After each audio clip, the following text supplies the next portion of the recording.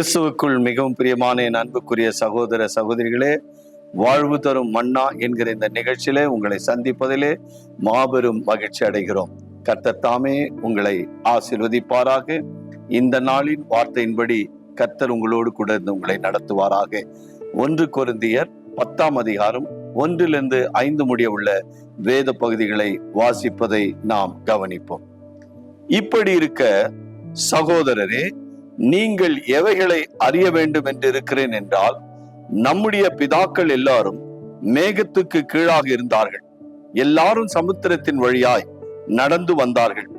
எல்லோரும் மோசக்குள்ளாக மேகத்தினாலும் சமுத்திரத்தினாலும் ஞானஸ்தானம் பண்ணப்பட்டார்கள்.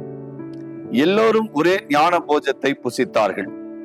எல்லோரும் ஒரே ஞான பானத்தை குடித்தார்கள். எப்படியெனில் அவர்களோடு கூட சென்ற ஞான கண்மலையாய் தண்ணீரை குடித்தார்கள். அந்த கண்மலை கிறிஸ்துவே.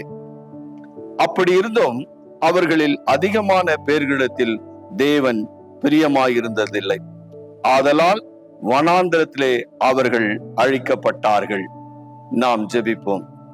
அன்பின் ஆண்டவரே, இன்றைக்கு இந்த வார்த்தையின் மூலமாக தேவனாகிய கர்த்தர் எங்கள் முற்பிதாக்கள் ஆண்டவரே உம்முடைய வார்த்தைக்கு கீழ்ப்படியாமல் ஆண்டவரே அவர்களோடு கூட சென்ற ஞான கண்மலையாகிய உம்மை மறுதலித்தவர்களாய் வாழ்ந்தது போல, இன்றைக்கும் எங்கள் ஆண்டவராகிய இயேசு கிறிஸ்துவாகிய கண்மலை அண்டையில் இருக்கிற ஒவ்வொரு பிள்ளைகளையும் நீர் தொடுவீராக.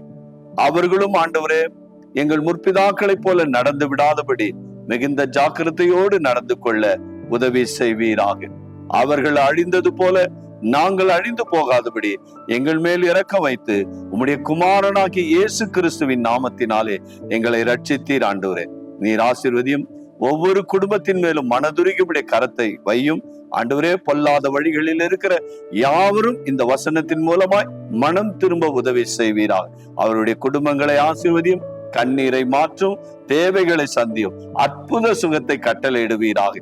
வியாதி பலவீனங்கள் மாறுவதாக, அவர்கள் கண்ணீர் ஆனந்த களிப்பாய் மாறுவதாக என்று இயேசு கிறிஸ்துவின் நாமத்தினாலே ஜெபிக்கிறோம் எங்கள் ஜீவனுள்ள நல்ல பிதாவே. ஆமென், ஆமென். Praise the Lord. God bless you all. Amen.